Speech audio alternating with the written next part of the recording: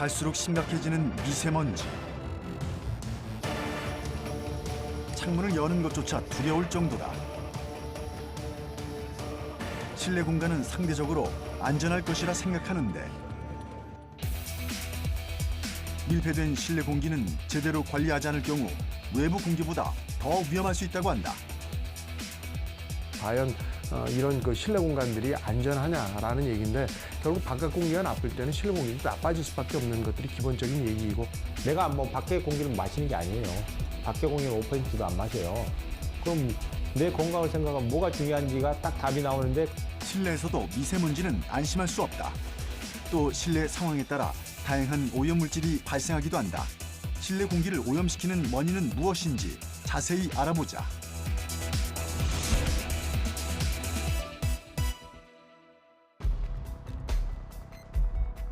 연일 계속되는 미세먼지의 습격. 미세먼지에 대한 시민들의 공포감은 점점 더 커지고 있다. 미세먼지 주의보에 외출을 자제하고 부득이하게 실외 활동을 할 때는 마스크를 착용하는 등 외부 공기에 민감해졌다. 그러나 우리가 아직 간과하고 있는 것이 있다. 바로 실내 공기 질이다. 세계보건기구에 따르면 전 세계 공기오염 사망자는 연간 800만 명. 이 중 실내 공기오염으로 사망하는 사람이 약 430만 명으로 실외 공기오염 사망자 약 370만 명에 비해 더 많다. 우리는 하루 중 대부분의 시간을 실내 공간이나 집에서 생활하면서 실내 공기를 마시며 살아간다. 야외 미세먼지 차단을 위해서 또는 추운 날씨 때문에 창문을 꼭꼭 닫을 경우 음식 조리를 비롯해 다양한 원인으로 실내 공기는 오염되고 있다. 부유 미생물도 실내를 오염시키는 물질 중 하나다. 뿐만 아니라 생활용품 전반에서도 실내 공기를 오염시키는 유해 물질이 발생할 수 있다. 또 자연스럽게 집안으로 흘러들어오는 실외 먼지도 상당하다. 오염된 실내 공기는 미세먼지만큼 혹은 그 이상으로 건강에 악영향을 줄 수 있다. 그래서 실내에는 그런 건축 자재라든가 이런 것 때문에 화학물질이 발생되는 그런 원인이 있을 수가 있겠고, 그 다음에는 이제 사람의 활동, 결국 조리도 이제 사람의 하나의 활동이고, 그 다음에 우리가 뭐 뛰어논다든가 이제 흡연을 한다든가 그런 원인에 의해서 또 실내 공기가 오염될 수도 있고, 그 다음에 이제 또 뭐 도로변가에 사는 경우에는 환기를 시킬 때 자동차 오염물질이 실내로 들어오는 경우, 이런 것들이 어떤 실내 공기를 이제 오염시키는데 상당히 복합적인 요인들 때문에 오염이 되기 때문에 상당히 실내 공기는 이제 여러 관점에서 이제 다루어져야 됩니다. 라돈 오염 실태가 심각하다고 합니다. 라돈은 토양에서 발생하는 기체로 우리 일상생활에서 흙, 공기, 물 어디에서나 접하게 되는 방사능 물질인데요. 실내 공기를 위협하는 유해 물질 중에는 라돈도 있다. 최근 일부 지역의 주택은 물론 유치원, 어린이집, 학교에서 라돈이 기준치를 초과한 것으로 밝혀져 라돈에 대한 경각심이 높아지고 있다. 라돈이란 무엇이고 실제로 얼마나 노출되고 있는지 자세히 알아보기로 했다. 강원도 원주시에 위치한 대학의 연구소.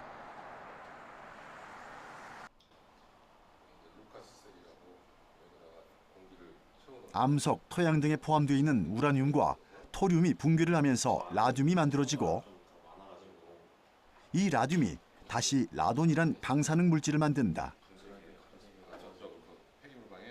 이게 우리나라 일부 지역에서 존재하는 이 암석입니다.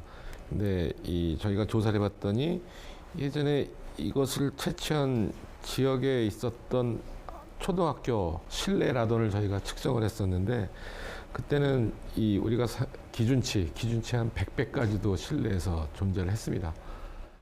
라돈은 무색, 무미, 무취의 기체로 그 존재를 직접 느끼기는 힘들다고 하는데 라돈을 확인할 수 있는 방법은 없을까?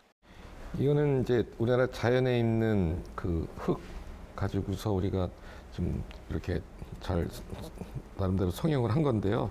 우리 특정 지역에 있는 토양에서 나오는 그냥 흙입니다. 이 안에 우라늄 함량이 다른 것보다 높아가지고 저희가 이 라돈을 농도를 높이거나 또는 알파 입자 클라우드 챔버 실험을 할 때 사용하는 그 토양입니다. 토양 덩어리, 흙 덩어리. 눈으로 볼 수 없는 방사선을 지나간 흔적으로 관찰할 수 있는 클라우드 챔버 실험법. 일명 안개 상자로 불리는 이 장치를 통해 라듐의 흔적을 관찰할 수 있다고 한다. 상자 안 아래쪽을 드라이아이스로 냉각시키면 온도가 낮아지면서 자연 방사능이 과포화된다.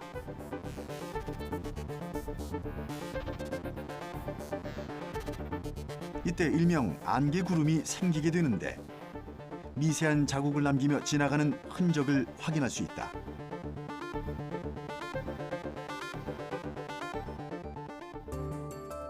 지표면에서 가까울수록 라돈 농도가 높은데 단독주택이 134베크렐로 아파트 56베크렐이나 연립 다세대 주택의 79베크렐보다 높게 나타났다. 이 땅에 근접한 집들, 소위 단독주택, 이런 주택들은 그 어떤 국제적인 기준치나 우리나라 기준치를 초과한 것들이 한 뭐 30% 내외, 꽤 많은 숫자죠. 그렇게 조사가 되고요. 땅에서 조금 떨어진 집, 그러니까 다세대 주택 같은 것들, 이런 데는 한 10% 내외가 이제 초과하는 거로 알려져 있고요.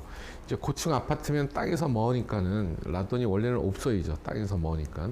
근데 이 아파트든 고층도 전부 다 주변이 콘크리트거든요. 콘크리트가 전부 다 땅에서 원인이 됐기 때문에 이 콘크리트나 석고보드 같은 것들이 원인이 돼서 라돈이 기준치를 초과한 것들이 또 이제 5% 내외 뭐 이렇게들 조사되고 있습니다. 라돈은 세계 보건기구가 지정한 1급 발암물질로 폐암의 원인으로 알려져 있다. 이 빨간 거는 저희가 보고자 하는 영역을 미리 표시해 놓은 겁니다. 우리가 이제 세 가지의 감마선을 보겠다는 거고. 그럼 라돈에서 나오는, 요게 라돈에서 나오는 신호예요, 지금 알파 신호. 이걸 우리가 지금 눈으로 직접 확인할 수가 있습니다. 이게 지금 전부 다 라돈에서 나오는 알파가 지금 잡히고 있는 겁니다. 라돈 방사능 중 특히 알파선이 인체에 가장 치명적이다. 그래서 쉽게 이 폐포를 통해서 우리 몸 전체로 돌아다니거든요. 그래서 1차적으로는 폐암, 최근에 이제 연구를 보면은 이거 혈액암 또는 피부암, 이 피부에 노출이 되니까 그다음에 뇌암까지도 일으킨다는 보고들이 나오고 있습니다. 실제 주거용 주택에서도 라돈이 많이 발생하고 있는 걸까? 지표면과 가까워 라돈에 취약하다는 단독주택을 점검해봤다. 주택 내 라돈 수치는 겨울에 가장 높게 나타난다고 하는데 토양과 실내 온도 차이가 크고 환기를 자주 하지 않아 실내 농도가 높아지기 때문이다. 이 방은 지금 기준치 148보다 훨씬 높아져 있는 상태입니다. 232. 낮에는 우리가 이제 문을 열고 닫고 생활을 하면서 라돈 농도가 일부 낮춰질 수 있지만 특히 밤에 문을 다 잠그고 닫고 잘 때 밤에 이제 라돈 농도가 또 급격하게 올라갑니다. 그래서 그걸 우리가 인지를 못하기 때문에 그래서 이 실시간으로 라돈을 확인하고 거기에 맞는 이 장치를 작동하고 하는 것들이 앞으로는 되게 중요한 일이 되겠습니다. 라돈은 공기보다 9배 정도나 무겁다고 하는데 그렇기 때문에 지표 가까이 존재한다. 여기가 전부 다 이제 땅하고 붙었으니까 이 땅 밑으로 해서 이 안에 이제 어딘가 크랙이 있고 우리가 완전히 밀폐된 수는 없으니까 그 땅하고 인접한 콘크리트 기초 그 갈라진 틈을 통해서 실내 공간으로 확산돼서 들어오게 되죠. 라돈은 바닥과 벽의 이음부, 갈라진 바닥 등 건물의 미세한 균열을 통해 실내로 유입된다. 또 빗물 배관이나 지하수 등으로 흘러들어오기도 한다. 추위 때문에 환기를 자주 하지 않고 방풍 작업을 한다고 모든 창과 문틈을 이른바 뽁뽁이를 이용해 막는 경우가 많은데 이때 라돈의 위험성은 더 높아진다. 이 창문을 보면 이 추우니까 이 창문을 완전히 닫아놓고 이 뽁뽁이까지 붙여놨거든요. 이 바깥 공기 차단하기 위해서. 그럴수록 실내 라돈은 더 위험해질 수 있고 더 실내에서 농축될 수가 있죠. 환기가 훨씬 더 불리하게 되어 있는 거죠. 밀폐된 공간에서는 그만큼 더 위험할 수밖에 없는 것이다. 흙이나 공기, 물뿐만 아니라 콘크리트, 석고보드 등의 건축 자재에서도 라돈이 발생한다. 따라서 오래된 건물들은 그때그때 보수하는 것이 좋다.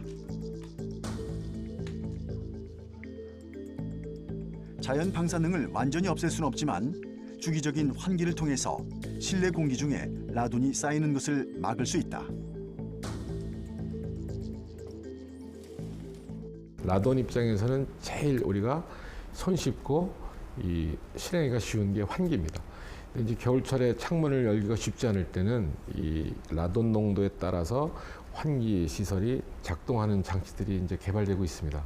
그래서 필요할 때 환기는 에너지이기 때문에 마냥 환기하면 전기값이 많이 들죠. 그래서 이 에너지 손실이 있으니까는 라돈 농도가 높을 때 이 필요할 때 이 외부 공기를 투입해 주거나 실내 공기를 빼주거나 다양한 환기 장치들이 있거든요. 그런 것들을 통해서 라돈을 뭐 손쉽게 저감시킬 수 있습니다.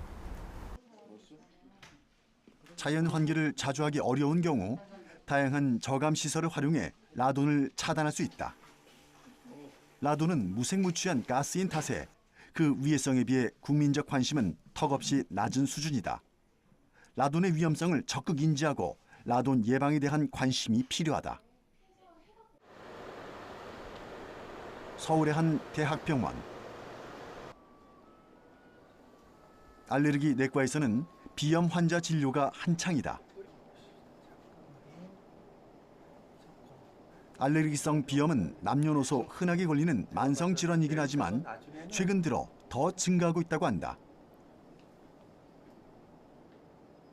한 10년 전에 비해서 알레르기 비염으로 병원을 찾는 환자들이 한 2배 늘었습니다. 그래서 현재는 거의 한 전체 그 인구의 한 20%가 알레르기 비염으로 고생을 하고 있습니다. 코막힘과 재채기, 콧물 가려움 등은 비염의 대표적인 증상이다. 특히 오랫동안 감기를 달고 살거나 코맹맹이 소리가 심하다면 만성 비염일 가능성이 높다. 생활을 하다 보니까 자연스럽게 불편한 점이 느껴져서 병원을 찾게 되었고, 또 집안 환경이나 뭐 이런 그 날씨 이런 것들의 영향을 많이 받아서 그런 증세가 좀 생긴 것 같습니다. 오른손으로 왼쪽으로. 실내 생활이 많은 겨울철, 비염 증상이 더 심해질 수 있다는데 비염과 실내 환경은 어떤 관련이 있는 걸까? 안 좋거나 그냥 쭉 하는 게 제일 중요해요. 그 실내 공기 오염이라든지 대기 오염, 미세먼지들이 주로 문제를 일으키는 게 코하고 기관지를 문제를 일으킵니다. 그래서 코에 문제를 일으키면은 알레르기 비염, 그다음에 기관지에 문제를 일으킨 경우에는 천식과 만성 폐쇄성 폐질환 환자분들이 고생을 많이 하십니다. 천식과 만성 폐쇄성 폐질환 환자분들이 한 나이 먹으신 분들이 특히 많거든요. 그렇게 해서 한 나이 먹으신 분들의 한 7, 8%가 천식 또는 만성 폐쇄성 폐질환으로 이제 고생하고 있는데, 실내 오염 물질이 기관지나 폐에 전달될 확률이 높아 알레르기나 호흡기 질환 증상을 악화시킬 수 있다. 특히 알레르기 비염을 가진 사람은 진먼지 진드기와 곰팡이 등을 각별히 주의해야 한다. 실내 환경에서 이제 비염을 일으키는 물질들이 여러 개 있습니다. 특히 중요한 게 3가지인데, 첫 번째는 진먼지 진드기, 두 번째는 반려동물, 강아지, 고양이. 요즘 들어서 최근 들어서 강아지, 고양이를 입양하시는 가정이 굉장히 많거든요. 이것 때문에 알레르기 비염이 많이 늘었고요. 또 이제 집에 누수가 되는 경우에는 실내 곰팡이, 집안에 파란 검은 곰팡이가 쓸어 있는 경우, 이런 곰팡이들이 알레르기 비염을 유발을 할 수가 있습니다. 실내 공기질을 나쁘게 하는 오염물질 중에는 곰팡이도 있다. 환경부는 2018년부터 실내 공기질 권고기준 항목에 곰팡이를 추가했는데, 곰팡이는 공기중은 물론이고 천장이나 바닥, 벽, 배수로 등 오염된 실내 곳곳에서 서식한다. 서울 관악구에 위치한 미생물 연구소. 실내 공기 중에 미생물을 배양하고 진단하는 작업이 이루어지는 곳이다. 균사라고 불리는 다세포 균류인 곰팡이는 포자 형태로 번식이 빨라 다른 미생물과 달리 한 번 증식하면 없애기 어렵다. 여기거든요. 실내 공기 중에 부유 곰팡이는 어느 정도인지 측정하기 위해 배지 작업을 시행한다. 이 손에 보이는 게 뭐예요? 이게 PD라는 배지인데요. 감자 한천 배지예요. 감자 한천 배지는 감자와 포도당의 영양분과 한천의 고체와 성질을 이용해 미생물을 배양하는 재료다. 이렇게 배지 2개를 놓으시고 공기 중에 떠돌아다니는 곰팡이들이 이 한천 배지에 이렇게 착상하게 되죠. 그리고 나서 한 4, 5일이 지나면 이제 곰팡이들이 자기 모습을 나타낼 수 있습니다. 실제로 우리는 공기 중에 떠다니는 평균 수십 마리의 곰팡이를 들이마시고 있다고 한다. 특히 곰팡이에 민감한 사람들은 코막힘, 눈 가려움증, 피부염, 천식, 호흡곤란 등의 증상을 일으킬 수 있어 주의해야 한다. 인체에 미치는 영향으로는 뭐 천식, 또 기침, 그리고 나중에는 출혈까지 나타납니다.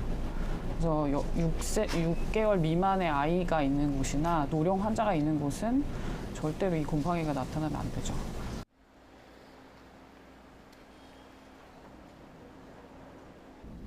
며칠 뒤 실제 회의실에서 발견된 곰팡이를 분석해 보았다.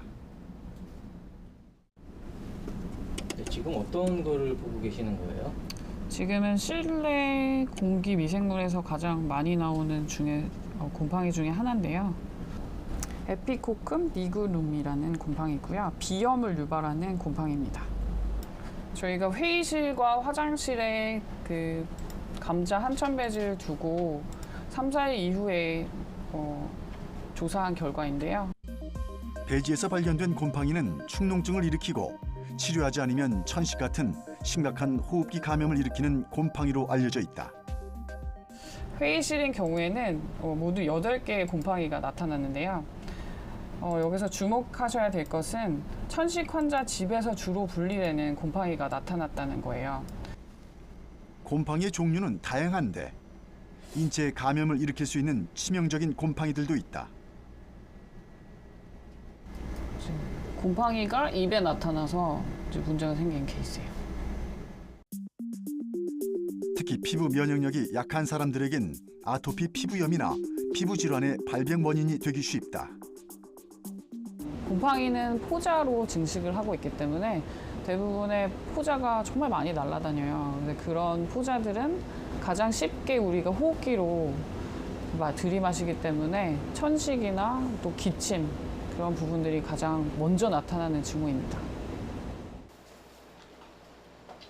육안으로 보이지 않는 곰팡이 포자는 공기 중에 떠다니다 습한 표면에 착륙해 성장하는데 벽이나 바닥, 먼지에부터 상존하는 곰팡이들도 문제다.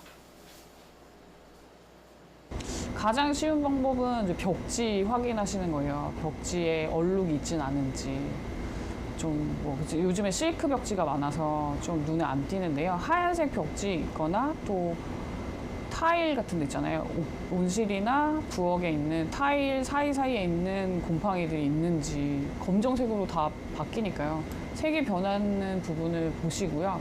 또 면봉으로 그 부분을 한번 이렇게 문질러 보세요. 그러면 얘네들이 쉽게 떨어져 나오면 걔네들이 다 곰팡이 포자들이거든요. 갈색이나 대부분 뭐 검정색일 거예요. 그러면 얘는 곰팡이에 노출이 된 거죠. 곰팡이는 적절한 습도와 온도가 주어지면 급격히 번식하는데 집에서 습기를 제거하는 것이 곰팡이 번식을 막는 기본적인 방법이다.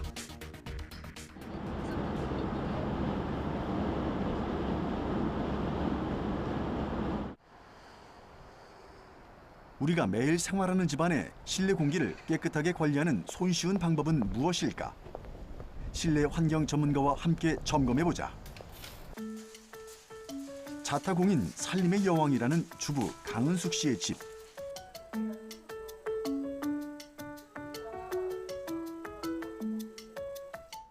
한눈에 봐도 깔끔한 집. 평소에도 청소를 자주 하고 집안 곳곳의 환경을 깨끗하게 관리하고 있다고 한다.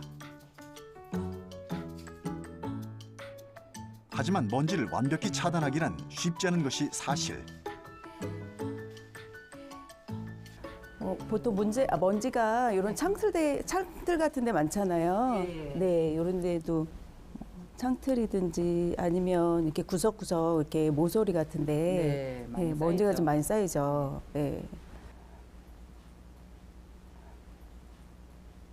바깥보다 안전할 것이라 생각했던 실내에도 미세먼지의 공포가 존재한다. 그런데 구석구석 이제 먼지가 좀 있긴 한데. 그럼 제일 걱정되는 게 어떤 거예요? 이제 호흡기 쪽이죠.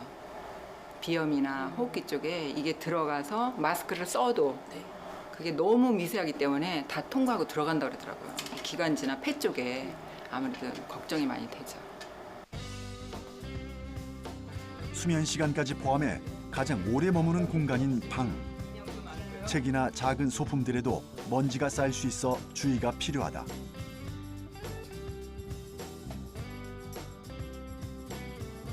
또 피부를 맞대는 의류도 세심히 관리해야 한다. 외부에서 옷에 묻혀 들어온 먼지가 실내 공기를 더럽히는 큰 오염원이 되기 때문이다. 옷도 밖에서 입고 들어온 옷들을 털지를 않아가지고 먼지들이 이렇게 쌓여 있는데 눈에 보이지는 않아요. 그런데 이제 얘네가 방에 들어와서 이렇게 가만 놔두면 이렇게 자연스럽게 흘러내리면서 방바닥 같은 데도 먼지가 떨어져 있게 되고요. 뭐 물티슈라든지 해서 이렇게 닦아보면 정말 까맣게 묻어나올 정도로 그렇게 먼지들이 많이 있거든요. 그래서 얘를 밖에서 현관 밖에서 조금 들어오시기 전에 좀 번거롭더라도 벗어서 밖에서 좀 털고 들어오시면 그나마도 조금 아주 제거되지는 않겠지만 그 미세먼지가 그렇죠. 조금은 좀 집안으로 덜 들어오겠죠, 먼지가. 네. 가족 모두가 활용하는 중심 공간인 거실은 외부에서 오염원들이 지속적으로 유입되는 곳이다. 특히 겨울철 단열을 위해 외부 공기를 장기간 차단할 경우 유해물질 농도가 급격히 증가한다. 하루에 한두 번씩은 창문을 열고 환기를 챙기는 노력이 필요하다. 그래서 이럴 때는 이제 창문을 좀 열어서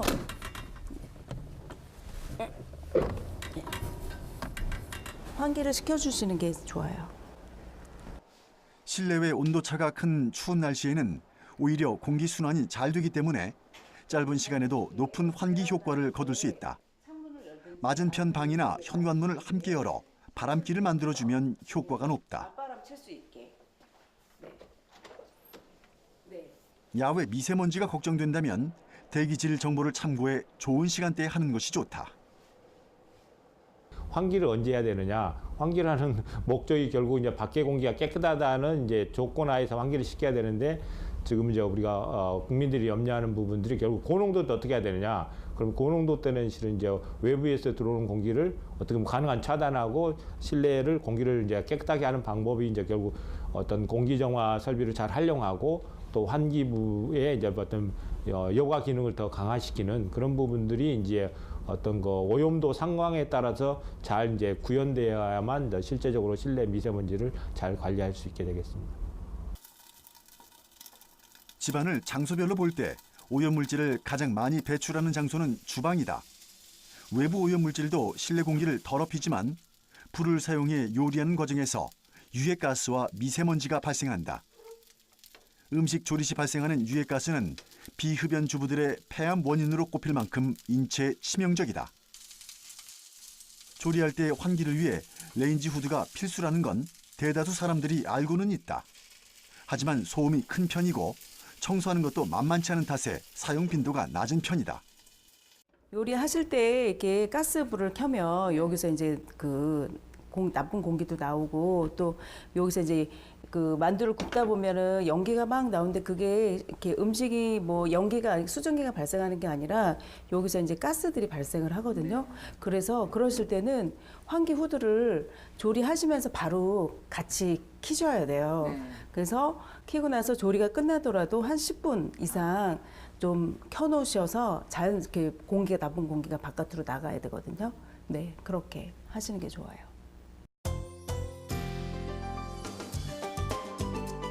실내 공기를 쾌적하게 유지하기 위해 집안에서 식물을 키우는 것도 좋은 방법이다. 식물은 가습 효과와 더불어 공기 정화에도 효과가 있는 것으로 알려져 있다.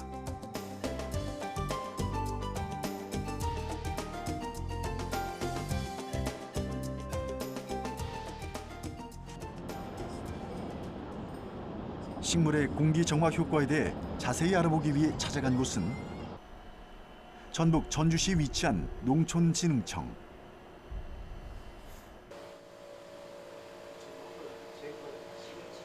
가습 효과와 미세먼지 제거의 효과가 큰 식물들에 대한 연구가 한창이다. 얼마 전에는 실내에 식물을 놓으면 초미세먼지까지 줄어든다는 연구 결과를 밝히기도 했는데 어떤 식물들이 공기 정화 효과에 도움이 되는 걸까?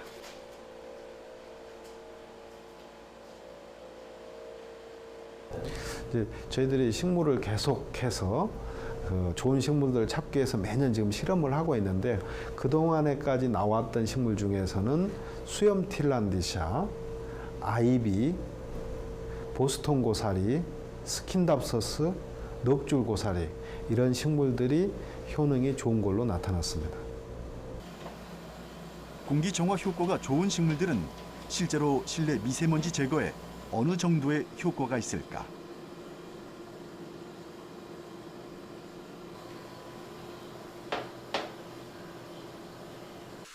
미세먼지를 발생시키고 그 효과를 확인해보는 실험을 진행했다.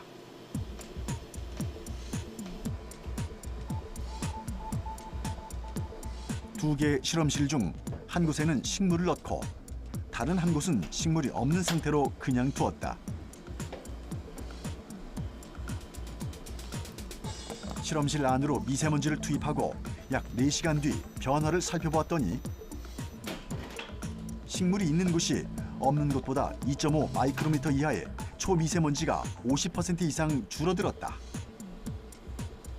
반면 빈 실험실은 미세먼지 제거율이 현저히 떨어졌다. 실험 후 식물의 잎 표면을 전자현미경으로 관찰한 결과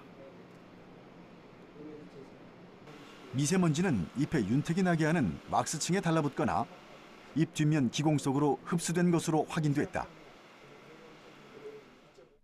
초미세먼지 제거 효과를 실험한 결과 수염 틸란드시아와 아이비가 효과가 큰 것으로 나타났는데 각각 879 마이크로그램, 539 마이크로그램이었다. 우리가 날씨 예보를 할 때 100마이크로그램이 이제 나쁨 단계에서 최고 나쁠 때 100마이크로그램인데요. 이때 사람이 하루 중에 호흡량을 재보면 약 15톤 정도 흡수를 하게 되는데 이 속에 들어있는 미세먼지 양이 약 1.5mg입니다. 식물 큰 거, 한 1m 이상 된 것들이 0.3에서 많게는 3mg까지 흡수를 해서 제거하는 것으로 나타났습니다. 인테리어 효과까지 있는 식물은 음이온을 발생시키고 가습 효과도 탁월하다. 하지만 공기청정기보다는 흡인력이 강하지 않고 시간이 오래 걸리기 때문에 효과를 보기 위해서는 적절한 양을 지속적으로 유지하는 것이 좋다. 화분 하나 놔둔다 그래서 좋아지는 건 아니고 우리가 이 부피 대비로 따지면은 전체 공간의 부피 대비 식물의 부피가 2% 이상은 들어가야 실제 효과를 많이 볼 수가 있습니다. 이게 개수로 따지면은 우리가 거실이 한 21평방제곱미터 뭐 한 6평 가까이 되는데 여기에 1m 이상 된 것들은 한 3개에서 4개 정도 들어가야 실제 효과를 볼 수가 있습니다. 미세먼지에 대한 높아진 관심에도 불구하고 실내 공기에 대해서는 중요성을 간과하는 사람들이 많다.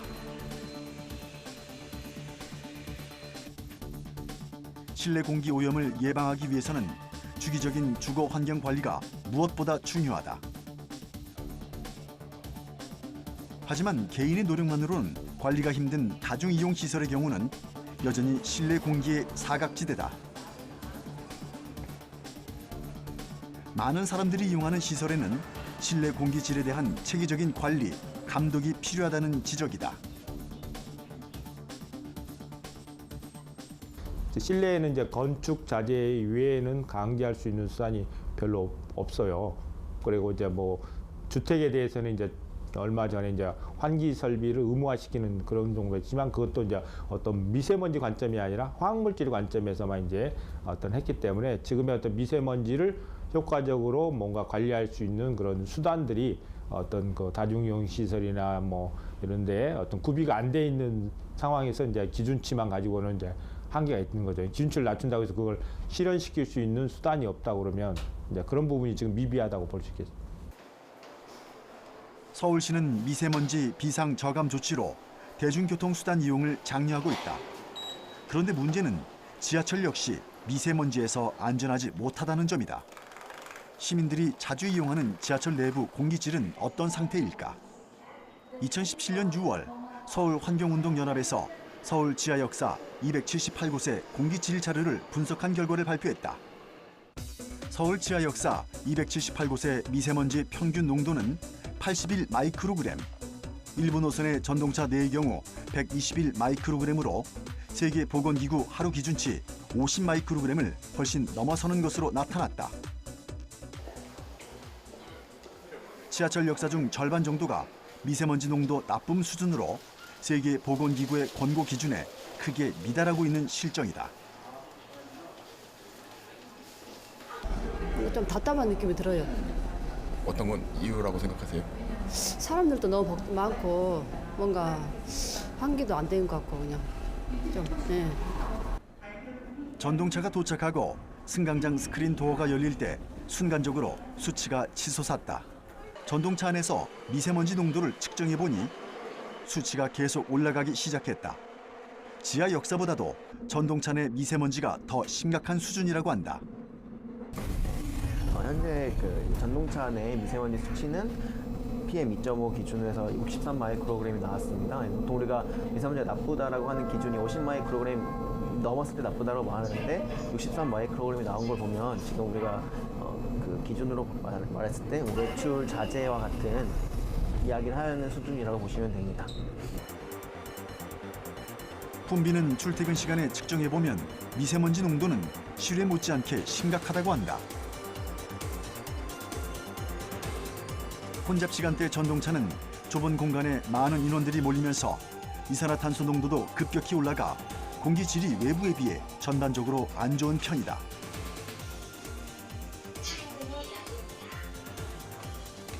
또 지하철 먼지에는 선로에서 나오는 금속 분진이 포함되어 있어 건강에 더 나쁜 영향을 미칠 수 있다. 최소한 혼잡 시간대만이라도 전동차 안 미세먼지 측정치에 대한 정확한 정보 공개가 필요하다. 퇴근 시간 가까워지면서 시민들이 많이 내려오고 계신데요. 그러면서 조금 미세먼지 수치가 아까 쟀을 때보다 좀 높아지고 있습니다. 보시면 아까는 10 마이크로그램, 초미세먼지가 10 마이크로그램 정도였는데 지금 한 30 마이크로그램 그리고 우리가 미세먼지 큰 PM10이라고 하는 게 지금 80을 보여주고 있습니다. 현재 실내 공기질관리법에 의해 지하철의 미세먼지를 기준치 아래로 유지하기 위해 노력하고는 있지만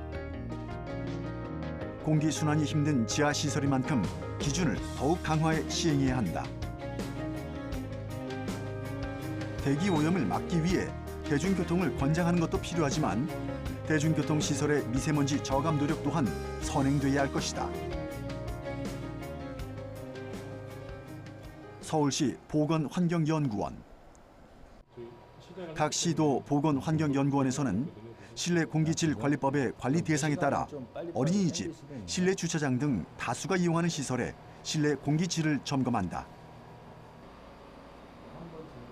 대중교통시설 못지않게 중요한 곳이 어린이집, 산후조리원, 노인 요양시설 등 환경에 민감한 취약계층이 이용하는 다중이용 시설이기 때문이다. 지금은 한 시설에서 채취한 시료에서 부유 세균을 검사하는 중이다. 실내 공기의 경우 외부 공기에 비해 오염도가 100배 이상 높고 면역력이 약한 사람의 경우에는 오염물질의 폐 전달률이 1000배가량 높다고 한다.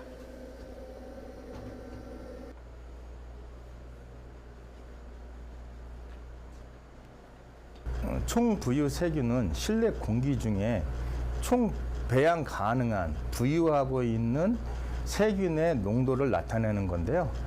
배지를 채취기에 장착한 후에 공기를 배지에 접착시켜 충돌시켜서 그 측정하는 원리입니다.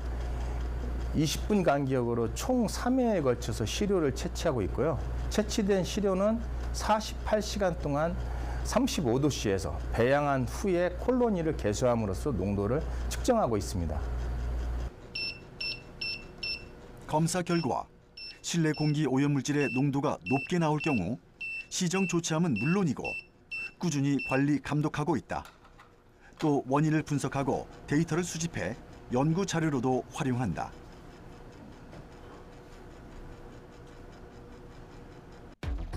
다중이용시설의 환경 유해인자 조사 결과를 비교해보면 박물관 등의 일반 시설에 비해 어린이집이나 노인 요양시설 등 환경 민감 계층의 실내 공기 질이 더 나쁜 것으로 조사됐다.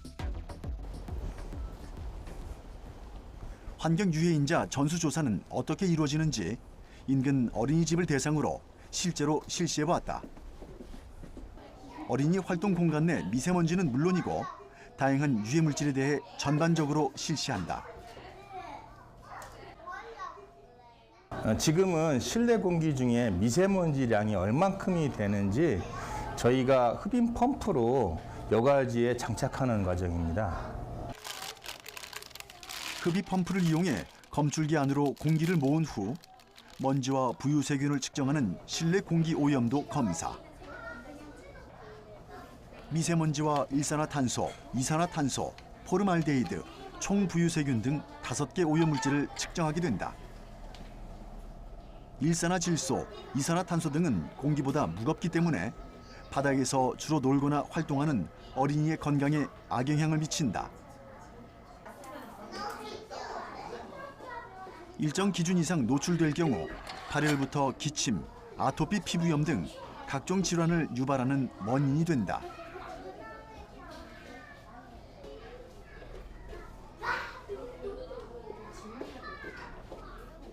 실내 오염물질의 폐 전달률이 실외 오염물질보다 약 1000배 정도가 높습니다. 또한 실내 공기는 대기와 다르게 바람이 불거나 비에 씻기지 않기 때문에 제거가 안 되기 때문에 오랫동안 실내에 정체될 수가 있습니다. 따라서 아무리 적은 오염물질이 실내에 있다고 하더라도 장기간 노출이 된다고 하면 인체에는 안 좋은 영향을 미칠 수가 있기 때문에 실내 공기질은 관리가 반드시 필요합니다.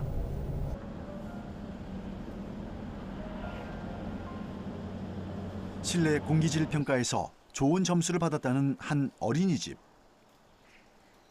아이들의 건강을 위해서 보육시설이나 아동교육시설의 실내 공기질 관리는 매우 중요한데 영유아들은 성인들에 비해 실내 활동 시간이 더 길고 환경의 영향을 더 많이 받기 때문이다.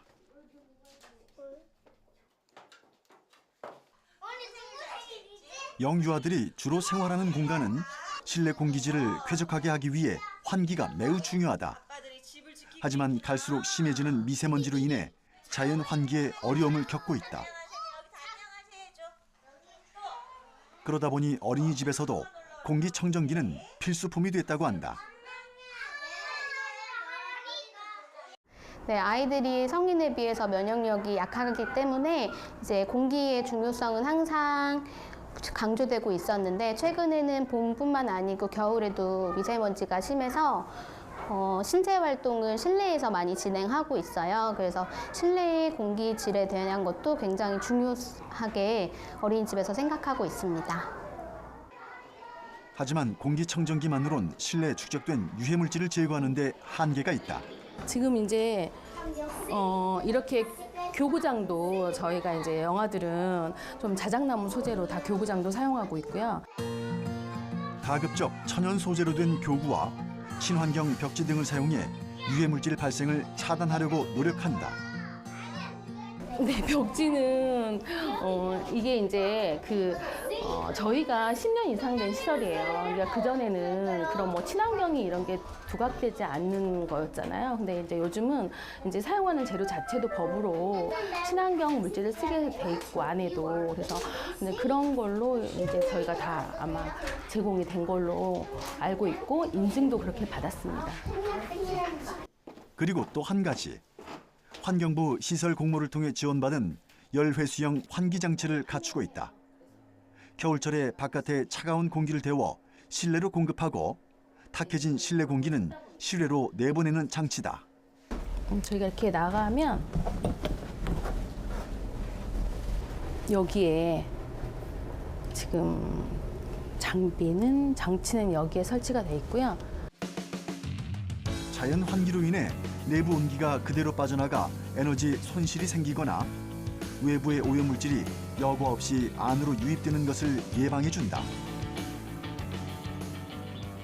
이 장치를 설치하고 나서부터는 좀 애들이 내려와서 놀 때도 뭐 기침이라든지 이런 부분에서는 아이들이 훨씬 더 자유롭게 놀 수 있는 활동 공간으로 좀 바뀐 효과가 있었습니다.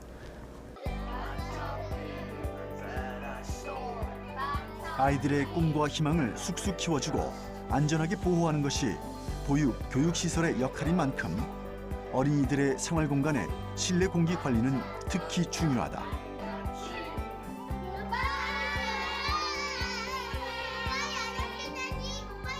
그러니까 이제 실내 공기 질을 관리해야 될 가장 중요한 이유는 대부분 이제 약한 사람들일수록 실내에서 거주하는 시간이 길어집니다. 그러니까 보통 야외 활동을 할 수 없는 사람들, 즉 어린이나 노약자나 혹은 호흡기나 심혈관 계통의 질병을 갖고 있거나 임산부와 같이 약할 때 실내에서 거주하는 시간들이 길어지기 때문에 실내 공기는 굉장히 중요한 관리돼야 될 대상이라고 말씀드릴 수 있습니다. 실내 공기질을 위한 제도를 마련하고 꾸준한 관리 감독이 이루어져야 함은 너무나 당연하다. 그러나 실내 공기를 개선하려는 노력만큼이나 필요한 것은 실내 공기질이 우리 건강과 삶의 중요한 요소임을 깨닫는 것이다. 깨끗한 실내 공기를 위한 해법은 실내 환경을 바라보는 우리 인식이 바뀌는 데서 시작하는 것이 아닐까.